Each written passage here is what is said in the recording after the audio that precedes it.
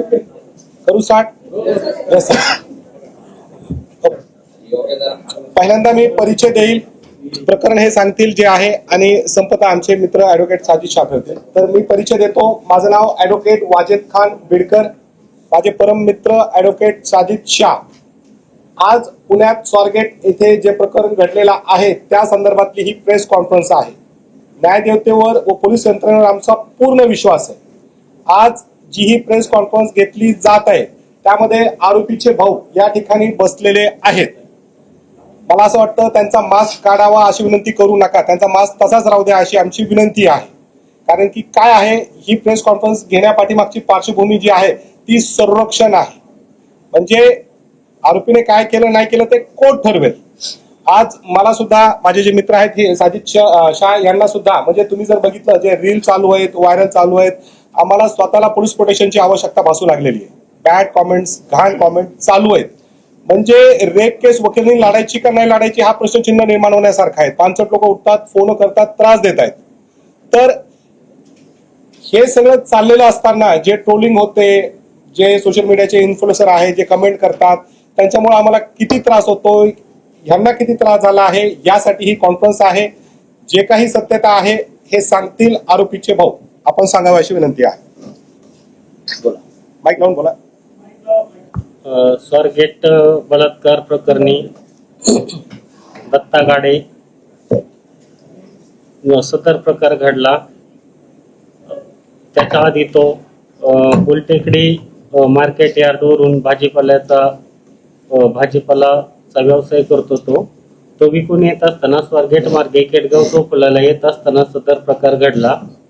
त्याच्यानंतर जे काही प्रकरण झालं त्याची अंतिम चौकशी व्हायला हवी होती.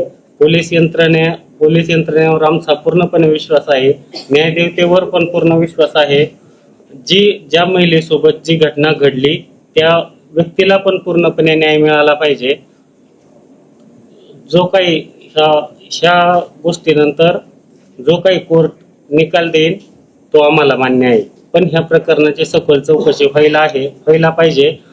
सखोल चौकशीनंतर कोर्टाने त्यांना फाशीची शिक्षा जरी दिली तरी पण ती आम्हाला मान्य आहे. आम्हाला त्याचा अजिबात वाईट वाटणार नाही. पण ह्या घटनेची सखोल चौकशी व्हावी. ही घटना खरंच सत्य आहे की नाही. मीडियाने 3 दिवस फक्त नाण्याची एकच बाजू दाखवली, तर आता चौकशीनंतर मीडियाने नाण्याची दुसरी बाजू पण दाखवावी.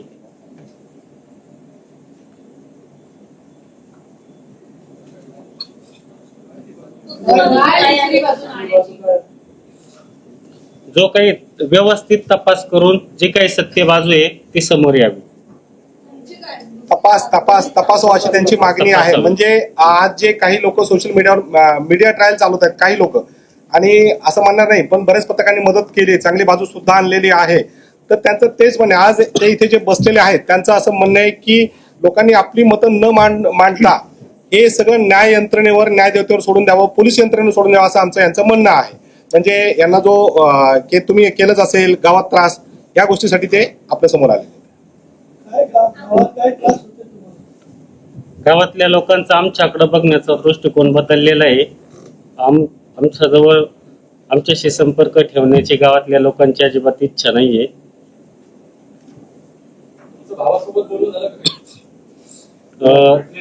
घटनेनंतर नाही झालं.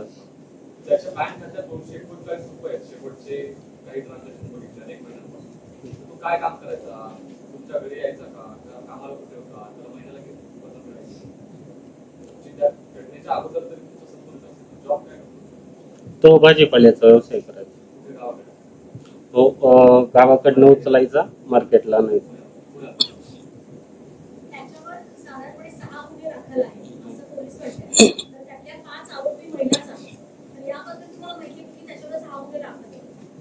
त्याच्या 6 गुन्ह्यांपैकी एका गुन्ह्यात तो निर्दोष मुक्तता आहे त्याची. हो, माहिती आहे.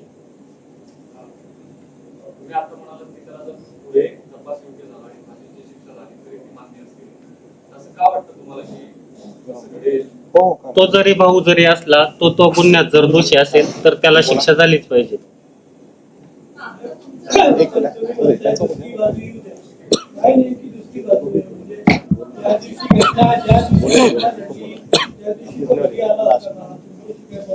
हो, तो घरी आला होता पण आमचं काही बोलणं झालेलं नाही.